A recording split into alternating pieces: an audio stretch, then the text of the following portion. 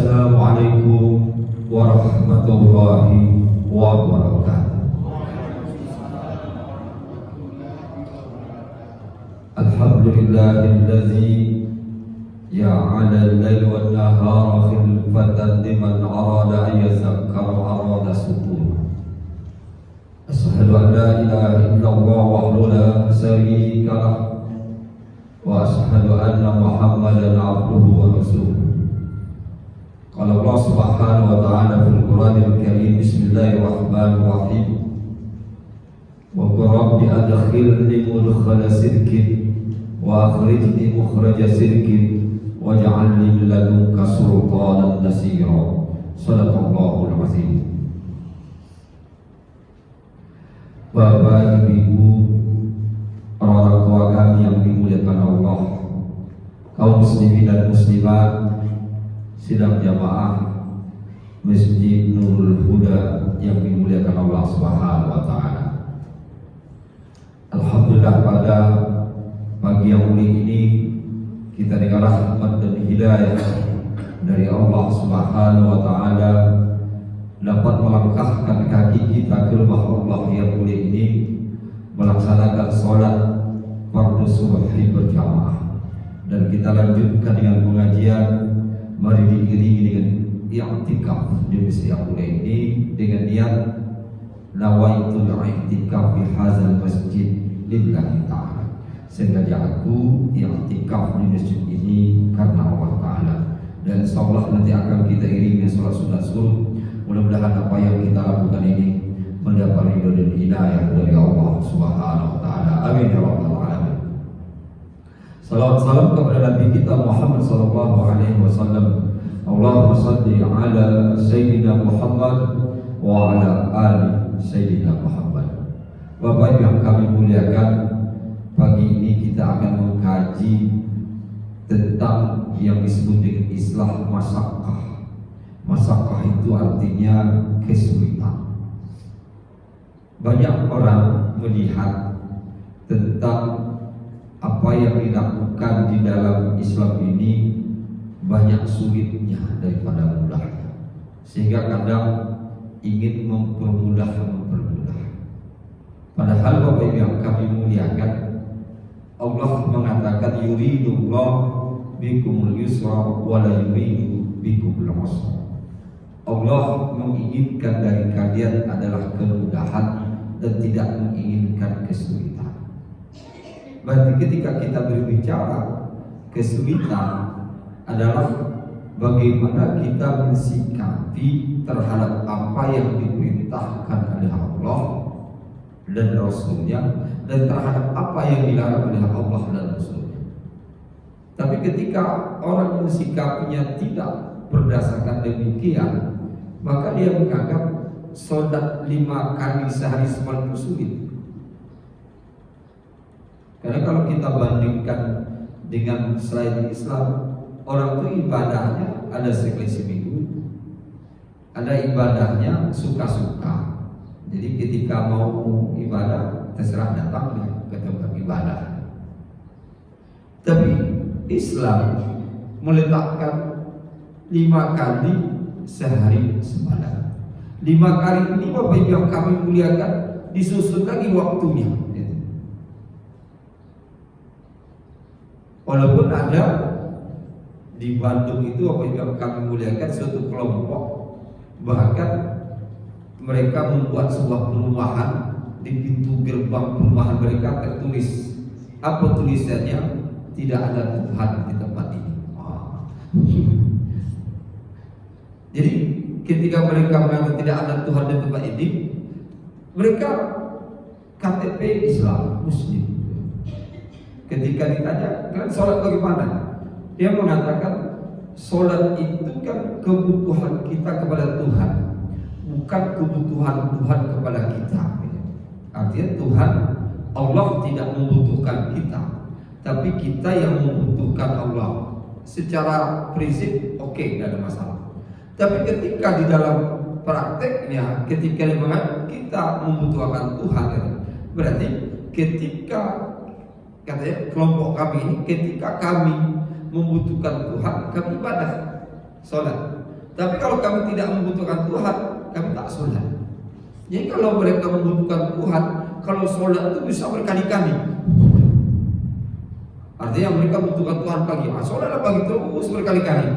Nanti berapa hari tidak lagi. Nah ini Bapak Ibu yang kami muliakan, ketika mensikapi daripada sulit itu sendiri dengan kebutuhan.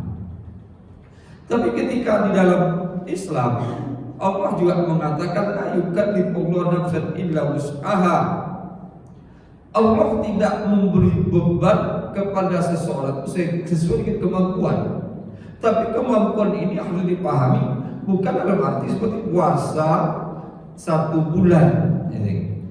Ketika dia mengatakan Allah kan tidak membebankan kita sesuai kemampuan. Kalau saya mampu, saya puasa seminggu cuma tak bisa dirubah. Atau ada orang kata saya mampu, saya puasa setengah hari.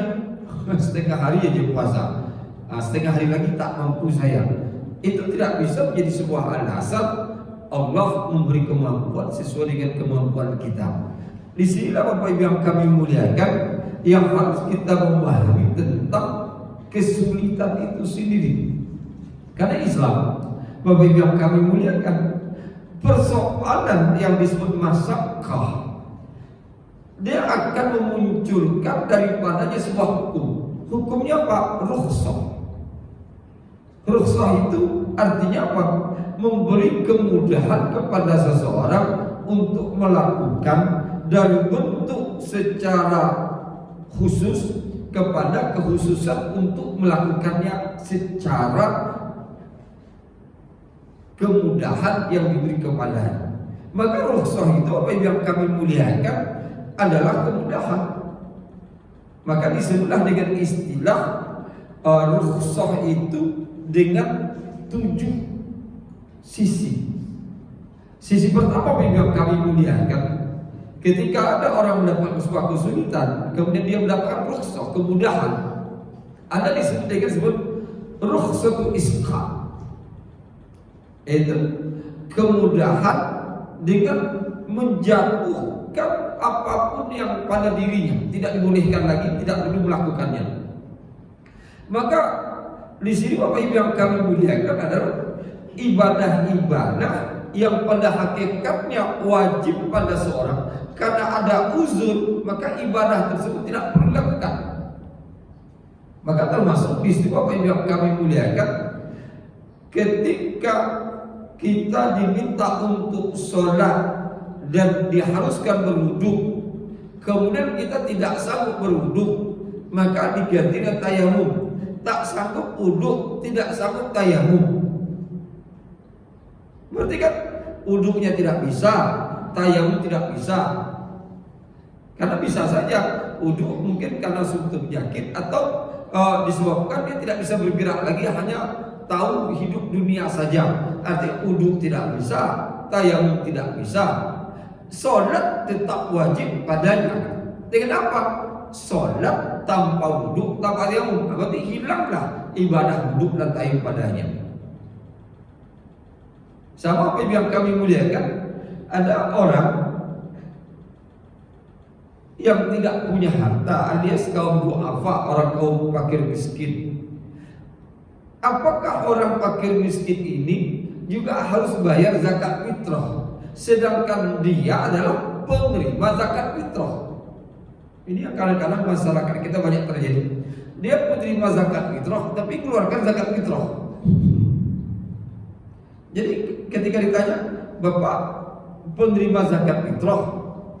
Ya Ustaz, tapi saya juga harus mengeluarkan zakat fitrah. Dari mana zakat fitrah Bapak keluarkan ketika zakat fitrah orang dikasih sama saya? Jadi apa Bapak gunakan lagi dalam kehidupan? Ya sisa zakat fitrah. Sisa. Padahal apa yang kami mulakan, kalau kita tengok tujuan dari zakat fitrah itu adalah pada awalnya adalah untuk membuat orang fakir miskin pada hari Idul Adha itu bisa berlebaran, bergembira bersama orang-orang yang punya.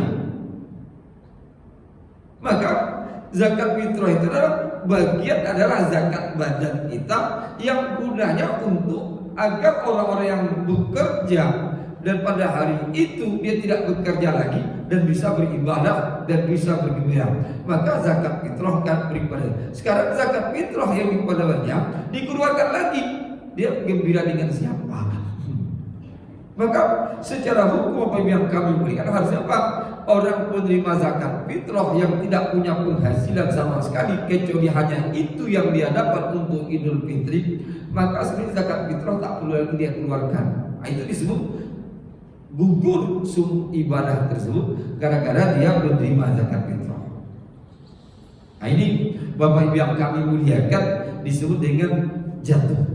Yang kedua ada rukhsah disebut rukhsatut tanqis.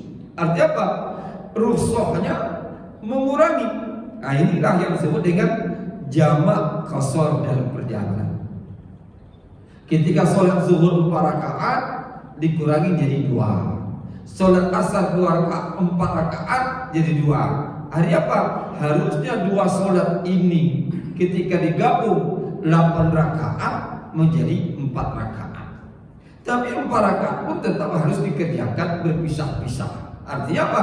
2 rakaat dengan salam, 2 rakaat kedua dengan 1 salam. Jadi disebut dengan dikurangi dari jumlah yang ada. Maka setelah dikurangi dari jumlah yang ada ini, di situ kenapa diletakkan oleh Allah dan Rasul? Karena bagi orang musafir ada di situ apa? Kesusahan masalah. Cuma di sini kalau sekarang ini karena terjadi pro kontra.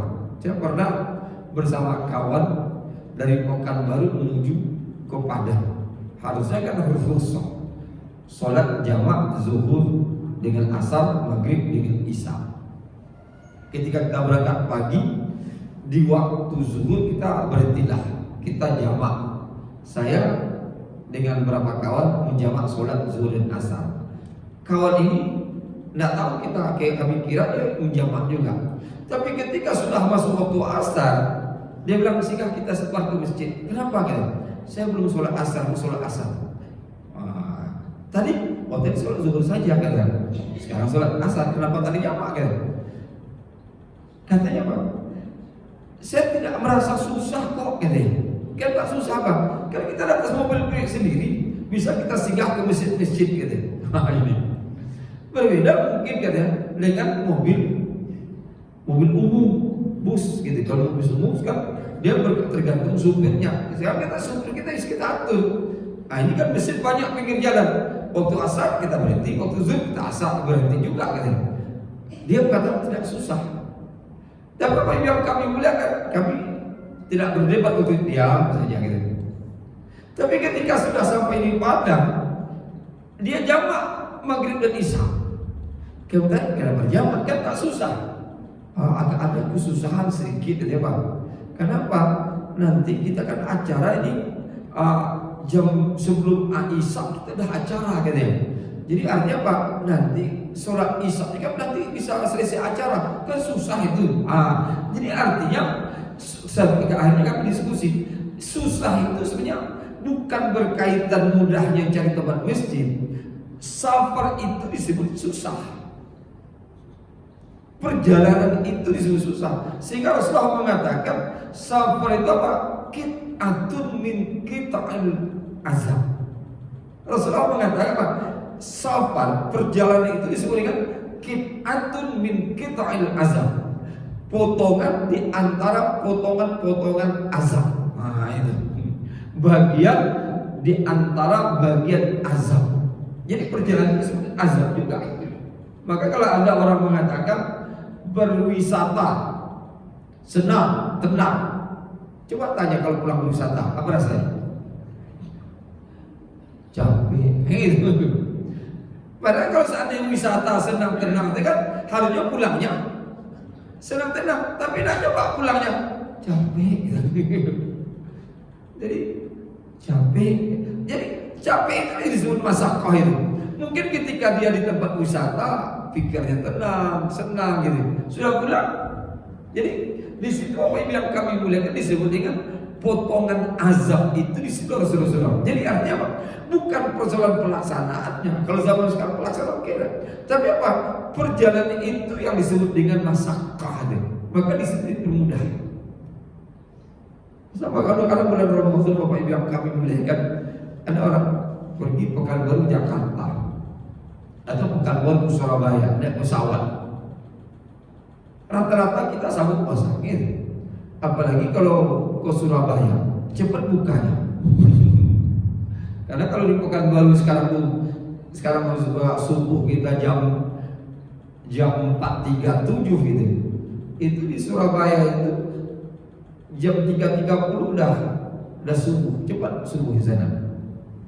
Berarti di Surabaya bukanya jam 5 kayak gitu. Akan enak itu kalau bulan puasa berbuka cepat di sana. Tapi kalau coba kita di Surabaya Pekanbaru, terasa lama gitu. Jadi memang kalau ketika berpuasa mudah rasanya kita menahan. Tapi coba tanya kepada orang, kenapa bapak berpuasa, ibu berpuasa bulan Ramadan ketika musafir? Alasannya hanya satu, susah nanti menggantinya. Paling gitu kan, susah menggantinya. Susah nanti menggantinya. Sehingga apa yang kami persoalan susah mengganti ini sebagai alasan sehingga kita berpuasa. Tapi sebenarnya Pak, ketika kita perjalanan kita tidak merasa susah dengan berpuasa itu sendiri. Walaupun perjalanan itu adalah sebuah azab, tapi zaman sekarang perjalanan itu naik pesawat, duduk saja, berhenti, tidur saja, tidak menjadi persoalan. Berbeda dengan sholat tadi, karena sholat itu adalah rutin yang harus dikerjakan. Nah, ini Bapak Ibu yang kami muliakan. Tapi mengurangi dari 4 menjadi 2 itu rukhsah, Bapak Ibu yang kami muliakan. Kemudian ada namanya rukhsatu ibdah. Itu artinya apa? Rukhsahnya dengan mengganti. Nah, inilah sama tadi saya contohkan, tayamum itu ada rukhsah daripada wudu. Ketika kita harus berwudu, tapi karena mungkin suatu penyakit, dan penyakit ini kalau kita megang air bertambah penyakit kita, atau penyakit ini kalau kita megang air kita bisa meninggal dunia, atau kalau kita megang air penyakitnya tak sembuh-sembuh gitu, maka boleh kita ganti dengan tayamum. Itu adalah pengganti. Begitu juga yang kami muliakan, ketika ada orang tidak ada air sama sekali, maka bisa diganti dengan tayamum. Atau musim dingin tak mungkin megang air karena dingin sekali, maka kita ganti dengan tayamum. Maka tayamum itu adalah pengganti. Begitu juga ketika ada orang harus mandi wajib dan tidak bisa mandi wajib karena dingin dan penyakit dan sebagainya, bisa diganti dengan tayamum. Maka tayamum ini adalah rukhsah pengganti daripada wudu atau mandi. Ini jadi Bapak Ibu kami, kalau tayamum itu pengganti, maka di dalam prinsip tayamum juga Bapak Ibu yang kami muliakan, dia tidak membasuh semua anggota wudu. Dia hanya mengusap debu di muka dan debu di tangan saja, kaki tidak, kepala tidak gitu. Dan diusap pun hanya sekedar debu, isyarat diletakkan di muka kita, isyarat diletakkan di atas telapak tangan kita. Berarti Bapak Ibu yang kami muliakan, pengganti daripada wudu atau mandi ini lebih simpel daripada tayamum wudunya dan mandinya. Itulah tayamum. Nah, kemudian yang ketiga Bapak Ibu yang kami muliakan, ada disebut dengan rukhsatut taqdim. Itu rukhsah kemudahan untuk dipercepat. Nah, ini dipercepat ini Bapak Ibu yang kami muliakan, salah satu diletakkan oleh para ulama adalah mempercepat bayar zakat. Karena zakat itu kan hitungannya 1 tahun. Ketika ada orang buka usaha tahun kemarin di bulan Januari, gitu kan? Maaf, ketika tahun kemarin dia buka usaha di bulan Mei. Seharusnya kalau kita balik di tahun 2006, berarti di bulan Mei dia harus keluar zakat. Karena Ramadan ini Februari dan Maret, boleh tak mempercepat bayar zakat di bulan Ramadan yang belum sampai bulan Mei? Sebenarnya secara hukum boleh, itu disebut takdim, mempercepat. Tapi jangan memperlambat, karena ini memperlambat kan mulai usahanya bulan Januari. Bayar zakat nanti, harusnya kan Januari 2006. Bayar zakat nantilah masuk Ramadan, itu kan memperlambat ya. Tapi dalam hukum itu tidak berbicara memperlambat, mempercepat. Artinya mempercepat mengeluarkan zakat itu adalah bagian yang diperbolehkan. Maka disitulah Bapak Ibu yang kami muliakan, termasuk di dalamnya adalah zakat profesi. Sebenarnya zakat profesi ini harusnya kan hitung 1 tahun, karena dia sebagai profesi menghasilkan uang setiap bulan. Maka setiap bulan ini berarti dari 1 bulan ke pas 1 bulan sampai 12 bulan dihitung. Maka kalau seandainya 1 bulan dia bergaji 5 juta, maka 5 juta kali 12, maka mendapatkan 60 juta. Maka diakumulasikanlah, dia akan punya uang dalam 1 tahun 60 juta.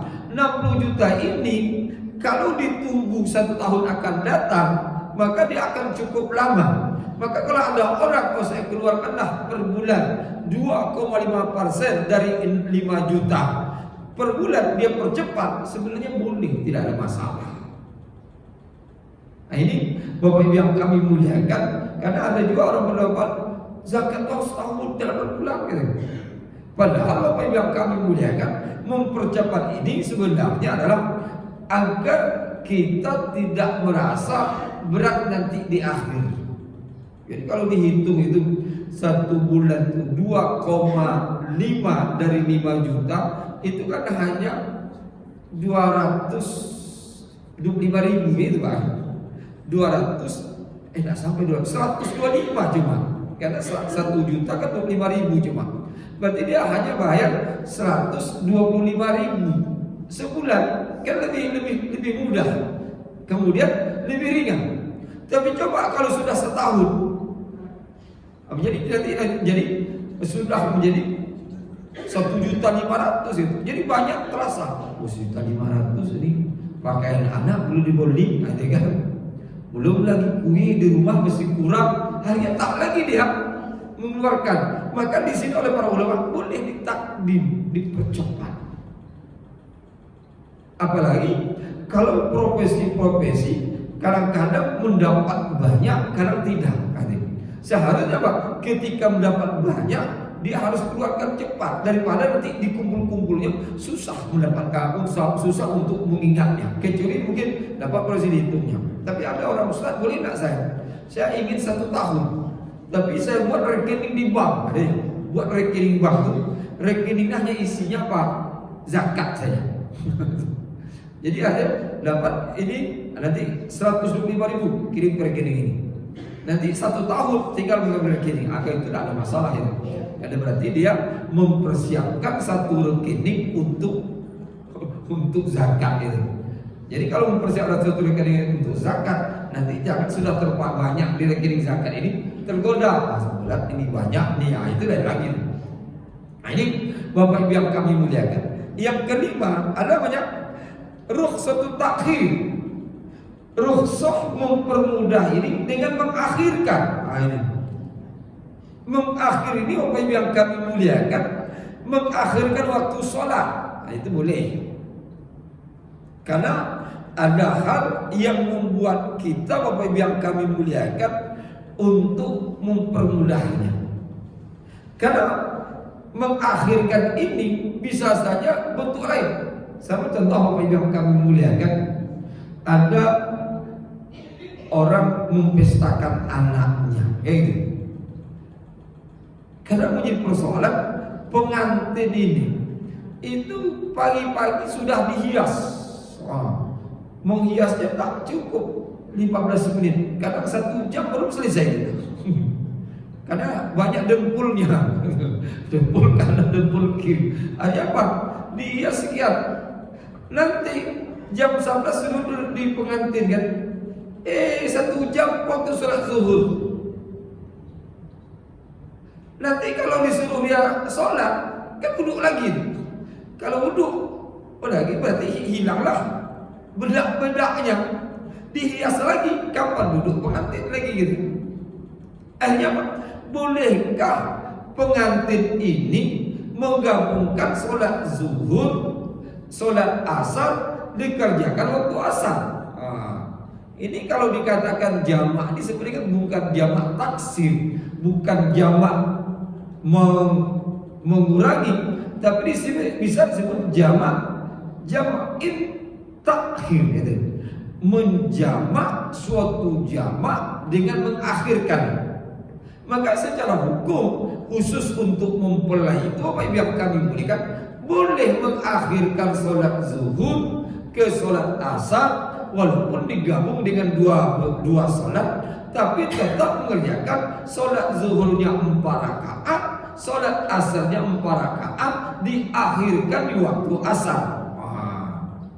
Tapi khusus mempelainya aja. Tapi kalau bapak ibu yang kiri kanan tahu salah. Kan nanti hias lama-lama. Kadang-kadang kan bapak ibunya sampai kanan sampai kiri, ya kan bisa ditinggalkan. Ini kadang enggak. Saya Ustaz tukang penjaga hidangan, boleh enggak saya jamaah? Atau saya penjaga hidangan. Memang mau hilang hidangan. Hidangan dimakan orang, nah dibawa pulang. Jadi kalau hanya penjaga hidangan sebagai pendamping kiri kanan, tak usah lakukan itu. Ini khusus untuk mempelai saja. Jadi artinya mempelai. Jadi artinya dia tetap sholat zuhur 4 rakaat, nanti dia tinggal lagi sholat asar 4 rakaat. Ini takhirnya, Bapak Ibu yang kami muliakan. Jadi itu kemudahan diberikan Allah Subhanahu wa taala. Tapi kemudahan ini kan bisa dilakukan orang kan sekali dalam seumur hidup. Makanya dulu nikah berkali-kali. Tapi orang biasa nikah kedua kali, 3 kali kan jarang yang seperti pertama kali.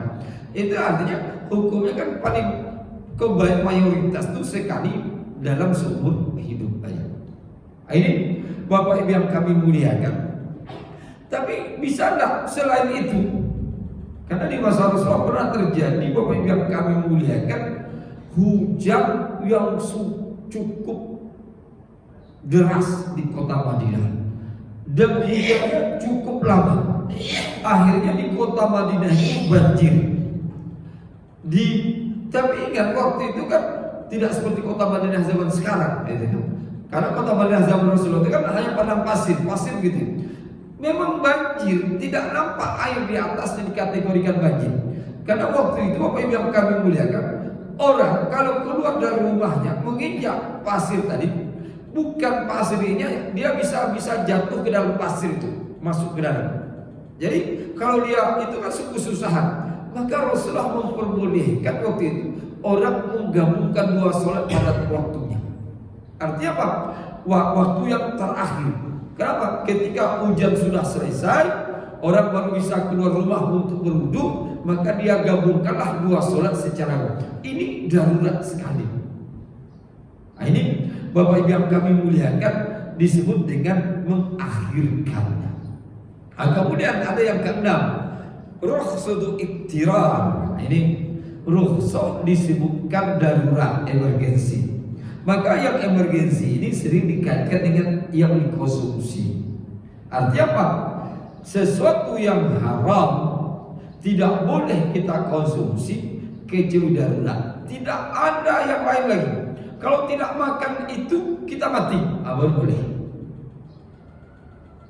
Jadi Bapak Ibu yang kami muliakan, tidak ada makan lain kecuali itu. Nah itu, kalau tak makan mati. Nah, jadi alasan, ya saya mesti bisa, dan kalau tak saya makan pun daging babi ini saya bisa hidup aja makan. Tapi ini ada hanya daging babi. Gitu. Kalau ini laparnya sudah tinggi, kalau tak makan mati, makanlah. Gitu. Itu namanya iktirar, emergensi. Ini dah masih akan dimakannya sedikit, tak makan pun dia hidup, tak usah. Maka Bapak Ibu yang kami muliakan, kalau khusus kita di Indonesia ini, kalau di hadapan kita ada daging babi, satu sisi kita masih ada alternatif yang lain yang bisa kita makan selain itu, maka makan yang alternatif. Maka kalau Indonesia udah saya alternatif Pak, daun juga alternatif kan. Maka daun alternatif itu membuat kita tidak boleh makan daging babi, kecuali persoalan darurat, termasuk Bapak Ibu yang kami muliakan berobat. Ada orang Bapak Ibu yang kami muliakan, memang kalau kita baca salah satu obat mujarab itu katanya ada terapi urin, terapi air kencing. Apalagi katanya air kencing pertama kali setelah bangun tidur. Wah, itu katanya bagus sekali. Bagus sekali. Ada saya jumpa seorang bapak itu, dia katanya, saya tengok dia dah umurnya hampir 70 lah. Bapak tidak pakai kacamata? Tidak. Terus jernih bapak, jernih. Apa resepnya Pak? Resepnya satu start katanya. Kalau kencing kita pagi kali pertama kali, nanti dia ambil sedikit letakkan di mata sampai pedih. Wah, iya. Hanya jangan tiru-tiru. Kalau menjijik jangan. Kadang apa? Ambilnya air tadi sedikit kan, letak di mata, kedua mata sampai pedih. Sudah pedih kan, baru dibersihkan Ustaz. Itu obat mujarab untuk mata sehat katanya. Waduh. Kalau ditanya ke dokter kan bingung juga itu, dan diteliti atau belum. Apakah dengan meletakkan air mata itu menjadi darurat dipakai gitu? Tapi kalau untuk di mata saja, Bapak Ibu yang kami muliakan, secara najisnya selama itu setelah kena mata dibersihnya mata itu tidak ada najis, oke, jadi persoalan. Tapi yang jadi persoalan Bapak Ibu yang kami, ada kawan saya, dia punya penyakit gatal kulitnya, sudah coba semua punya obat, nggak ada yang sembuh. Hari dapatlah dia katanya urin, terapi urin tadi. Artinya apa? Kencing pertama kali di pagi hari itu diambilnya, kemudian nanti disiapnya satu kuali, nanti direbusnya air kencing tersebut. Sudah rebusnya angan-angan kuku, maka diambilnya pakai anduk kecil, diusapnya di tempat gatal tersebut. 3 kali dia pakai, artinya 3 pagi sembuh. Dia tanya, Ustaz, boleh nak ini? Katanya, berarti darurat. Karena katanya udah dicoba semua obat. Ini belum coba-coba semua obat langsung itu tak boleh. Itu tidak boleh. Kenapa? Karena najis, tidak dalam kategori darurat. Jadi kalau sudah dicoba semua kecuali tinggal satu ini, silakan. Ini Bapak Ibu yang kami muliakan. Yang tak dibolehkan ini belum lagi dicoba, sudah langsung di situ. Itu tidak boleh. Ini disebut dengan ittirar. Artinya apa? Ini disebut dengan istilah itu adalah ada sebuah emergensi. Terakhir Bapak Ibu yang kami muliakan, yang ketujuh, ada namanya rukhsatut taghyir, kemudahan tapi dirubah bentuknya. Inilah biasa Bapak Ibu yang kami muliakan, sholat di dalam waktu peperangan. Kalau sholat kita dalam bentuk biasa, itu biasa saja. Tapi kalau dalam suasana perang, dan kita juga harus sholat pada waktunya, bentuk sholat dalam peperangan itu bisa berubah. Maka dalam Al-Quran itu sampai dijelaskan, Bapak Ibu yang kami muliakan, sholat zuhur berjamaah atau sholat asar berjamaah waktu dalam keadaan peperangan, artinya dalam suasana musuh belum menyerang, kita harus sholat mempertahankan. Itu kalau dalam dirubah, jadi ada saf pertama, saf kedua. Jadi imam di depan tetap sholat itu. Jadi saf pertama sholat dulu, saf kedua tetap tegak memegang senjata.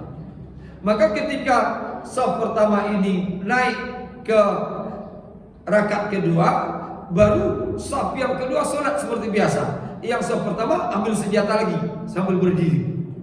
Kemudian saf kedua ini Solat satu rakaat, naik rakaat kedua, saf yang pertama tadi, solat lagi rakaat kedua. Itu kan berubah bentuknya, berganti-gantian naik ke atas. Seperti ini Bapak Ibu yang kami boleh, silakan. Itu tapi hanya waktu perang gitu. Kalau tak waktu perang tak boleh. Itu artinya merubah bentuk Bapak Ibu yang kami muliakan dengan bentuk yang cara yang berbeda dari awalnya, silakan. Maka dalam merubah bentuk ini adalah sebuah kemudahan-kemudahan yang diberikan Allah kepada kita. Termasuk sebenarnya di dalamnya ketika yang kita makan itu adalah beras, tapi di saat kita mengeluarkan zakat fitrah, kita mengeluarkan uang, kan berubahnya. Karena ada orang juga kita makan ke beras, berarti harus dikeluarkan beras. Padahal kalau kita keluar beras, kita ingin adalah tujuan daripada zakat adalah memberi orang tersebut kesenangan, uang saja. Ini Bapak Ibu yang kami muliakan. Sama dengan bayar bayar fidyah. Fidyah itu kan hitungannya makan. Kalau hitungan makan berarti dia harus ngasih makan berbuka dengan sahur kepada orang. Tapi kalau kita berbuka sahur, orang tersebut sudah bersiap buka bersahur ya. Maka kita ganti dengan menghitung dengan uang ya. Menghitung uang. Menghitung uang ini Bapak Ibu yang kami muliakan, mungkin standarnya berbeda. Ada orang standarnya rumah makan Ampera, bisa aja, sekali makan 10.000, berarti cukup 20.000 sehari. Ada orang, saya sanggup Ustaz, rumah makan Pak Nurdin saja, gitu kan? Rumah makan Pak Nurdin berarti 25.000, berarti satu hari dia 50.000. Ada orang, saya sanggup standar rumah makan samping kampus. Berapa kampus? 9.000, kayak gitu. Saya sanggup Ustaz, rumah makan pecal aja, berarti 5.000 gitu. Berarti pagi 5.000, sore 5.000, berarti cukup dia 10.000. Jadi perubahan seperti ini Bapak Ibu yang kami muliakan, kemudahan. Sehingga apa? Setiap orang yang membayar fidyah itu sesuai dengan kemampuannya. Tidak harus Bapak harus 50.000, dia tak sanggup 50.000. Bahkan sampai saya mengatakan tak sanggup sama sekalinya, diganti dengan apa?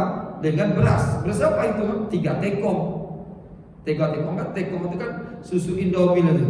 Jadi kenapa 3 tekong? Tekong pertama untuk makan pagi, pak sahur, tekong kedua untuk berbuka, tekong ketiga sebagai lauk pauknya. Jadi 3. Itu disebut perubahan dipikir Bapak Ibu yang disesuaikan dengan kondisi di samping sholat waktu perang. Inilah barangkali Bapak Ibu yang kami muliakan, ketika kita berbicara masakah ini artinya apa? Ada sebuah kesulitan, tapi di dalam Islam ada alternatif diperbolehkan selama tidak merubah yang wajib itu menjadi itu tidak dibolehkan. Inilah barangkali Bapak Ibu yang kami muliakan, kajian kita di pagi hari ini mudah-mudahan apa yang kita kaji mendapat ridho dan hidayah dari Allah Subhanahu wa taala. Barangkali ada pertanyaan atau ada perlu kita diskusikan, silakan.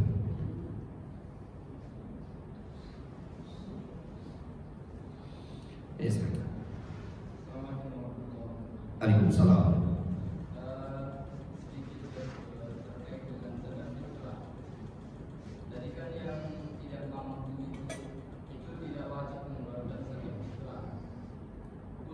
Zaman kita sekarang ini, kategori fakir miskin itu seperti apa?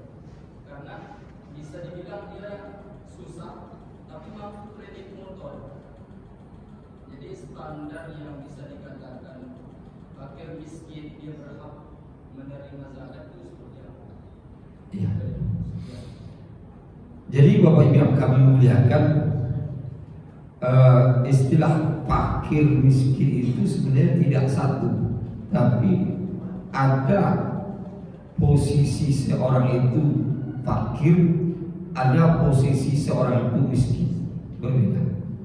Jadi kalau orang miskin itu orang yang punya pendapatan tapi tidak mencukupi.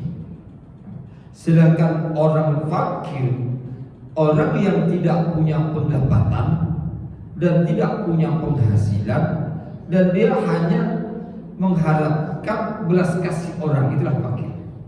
Atau dia hanya menumpang saja. Kan banyak sekarang seorang bapak, ibu, dia numpang dengan anaknya saja, tak punya penghasilan. Atau ada orang seorang janda tidak punya penghasilan, dia hanya dikasih oleh keluarga saja, itu biasa hidup.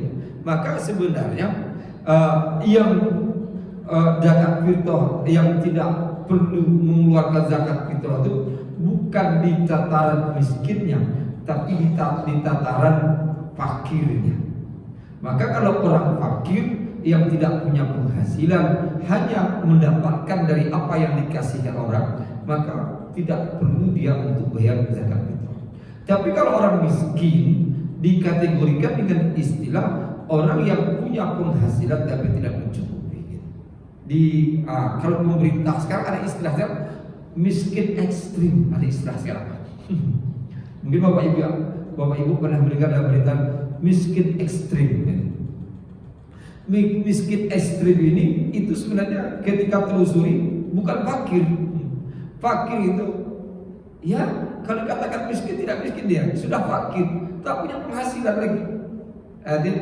Ya disebabkan mungkin karena penyakit, disebabkan juga karena umur gitu. Itu berarti fakir. Tapi kalau miskin ekstrim ini artinya apa?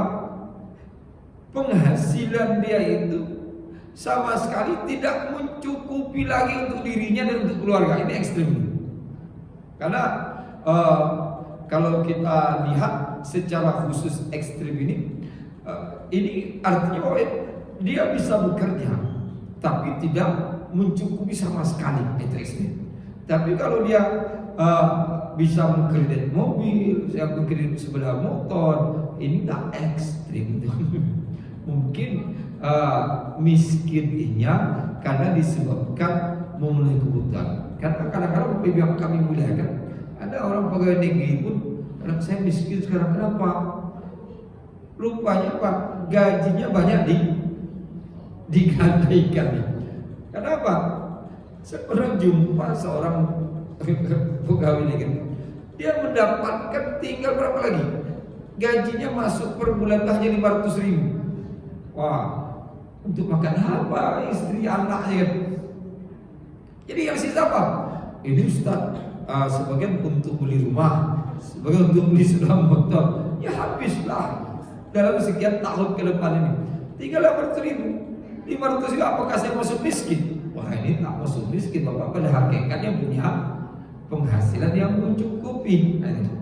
Terus bagaimana anak istri? Inilah sambil-sambilan.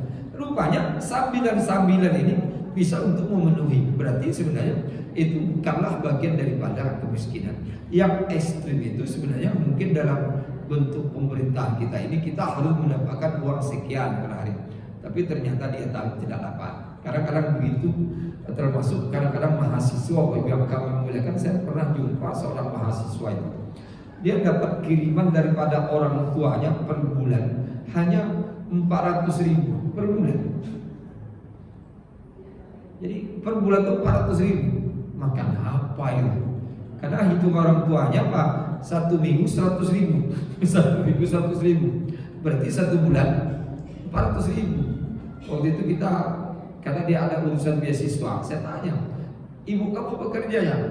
Ya kami tinggal ibu aja, ada bapak lagi yang meninggal, mungkin kamu anak yatim. Ibu kamu kerja? Ibu saya tukang cuci saya. Jadi tukang cuci dapatlah. Jadi tukang cuci hasil itu dibagi pada anak. Dia sanggup untuk menyisakan untuk anak yang kuliah ini 100.000 sebulan, 100.000 sebulan, 400.000. Wah, saya bilang cukup 400.000 hidup bukan baru. Alhamdulillah cukup Ustaz. Bagaimana cara? Rupanya Bapak Ibu yang dia puasa Nabi Daud, bahkan lebih dari puasa Nabi Daud lagi. Saya kata lebih itu kalau puasa Nabi Daud kan puasa sehari tidak. Ini lebih dari itu. Artinya kalau hari Senin dia puasa, ya kan? Selasa tidak. Rabu berpuasa, harusnya Kamis kan berpuasa. Kamis tidak berpuasa. Ini Kamis berpuasa lagi dia. Akan lebih dari Nabi Daud itu. Lebih dari puasa Nabi Daud. Kalau kan Senin puasa, Selasa tidak, Rabu puasa, Kamis tidak gitu. Jumat puasa, Sabtu tidak. Dia enggak. Ketika dia harus tidak berpuasa di hari Kamis, dia puasa. Ketika seharusnya tidak berpuasa di hari Senin, dia berpuasa. Makanya ini lebih dari puasa Nabi Daud lagi. Begitu terus. Saya bilang, kamu berhak untuk mendapatkan, artinya mendapatkan daripada beasiswa. Tapi Bapak, yang seperti ini sebenarnya ketika dia mendapatkan zakat fitrah gitu kan, itu kan untuk memenuhi kebutuhannya kan lebih lagi. Apalagi saya bagaimana 400.000 nanti untuk ibunya lagi.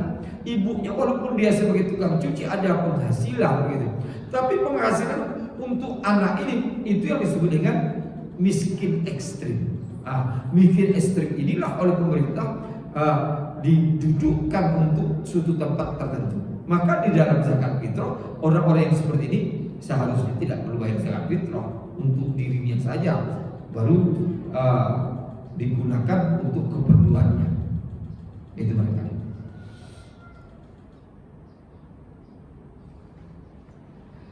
Ibu anak, ada yang Bapak Ibu yang kami muliakan, kajian kita pada pagi hari ini mudah-mudahan Nabi kita kaji mendapat ridho dan hidayah dari Allah Subhanahu wa taala. Dan sebelum kita tutup, mari kita berdoa. Kita baca Al-Fatihah untuk kedua orang tua kita. Ala hazidiyah Al-Fatihah. A'udzubillahi minasyaitonir rajim. Bismillahirrahmanirrahim. Alhamdulillahirabbil alamin. Arrahmanirrahim. Ya Allah.